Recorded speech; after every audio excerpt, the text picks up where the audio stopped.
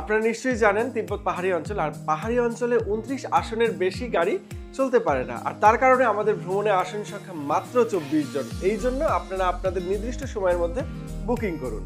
এবার চলুন আমার তিব্বতের করা আগের ভিডিওর কিছু অংশ দেখে আসি। বহু বছর পর বাংলাদেশি এবং অন্যান্য দেশের পর্যটকদের জন্য খুলে দেওয়া হলো তিব্বত। এই তিব্বত ভ্রমণে আমরা যাচ্ছি 10 দিন 9 রাতের ট্যুরে। এই ট্যুরে অনেক বিশেষ বিশেষ দর্শনীয় স্থানগুলো আমরা ভ্রমণ করব। এর মধ্যে বিশেষ একটা দর্শনীয় স্থান হচ্ছে মাউন্ট এভারেস্ট।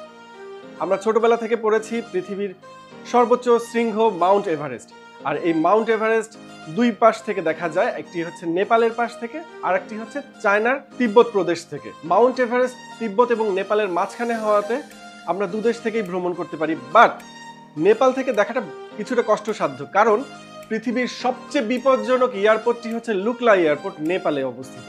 আর এই লুকলা এয়ারপোর্ট থেকে টানা 15 দিন ট্র্যাকিং করে আপনাকে এভারেস্ট বেস ক্যাম্পে পৌঁছাতে হবে নেপালের পার্টের। আর এই 15 দিন ট্র্যাকিং করার সময় খাবার দাবার, লোক লস্কর অনেক কিছু সঙ্গে নিয়ে যেতে হয়। তো এটা যেমন কষ্টসাধ্য তেমনি ব্যয়বহুল।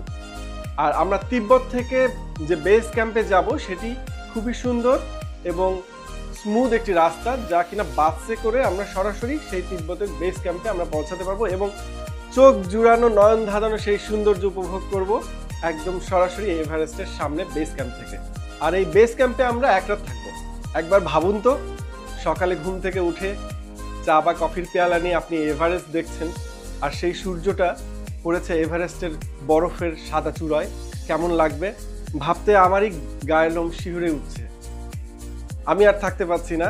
যাই হোক, আমরা তিব্বতে তো একটা এক্সপিরিয়েন্স করলাম এভারেস্ট, এর সঙ্গে যুক্ত হবে আপনাদের নতুন আর একটি experience, roof of the world, যা কিনা পৃথিবীর ছাদ বলা হয় পামির মালভূমি। পামির মালভূমির একটা অংশ এই কিন্তু তিব্বতের বেল্টের মধ্যে দিয়ে চলে গিয়েছে।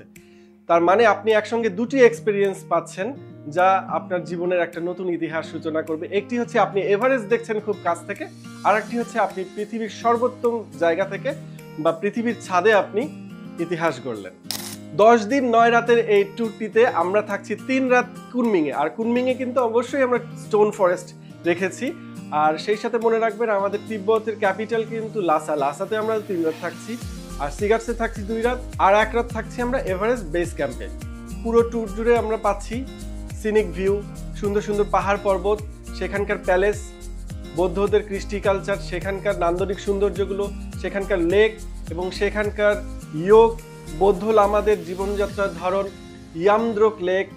লাসাতে সবচেয়ে বড় প্যালেসটাই হচ্ছে পোটালা প্যালেস। সবগুলো প্যালেসই আমরা দেখব।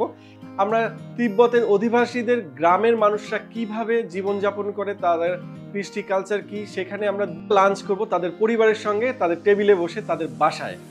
And this is so exciting. আর তিব্বতের প্রতিটি পরতে পরতে রহস্য ঘেরা এই দেশটিতে আমরা আবিষ্কার করতে যাচ্ছি নতুন নতুন কিছু ভ্রমণের অভিজ্ঞতা। তো এই ছিল আমাদের তিব্বত ভ্রমণের সংক্ষিপ্ত ট্যুর প্ল্যান। আপনার আসনটি এখনই নিশ্চিত করুন, কারণ আমাদের আসন সংখ্যা মাত্র 24টি এবং বুকিং ডেটের পূর্বেই আমাদের আসনগুলো ফিল আপ হয়ে যায়। তাই আর দেরি কিসের, চলে আসুন কসমোস হলিডের যে কোনো ব্রাঞ্চে।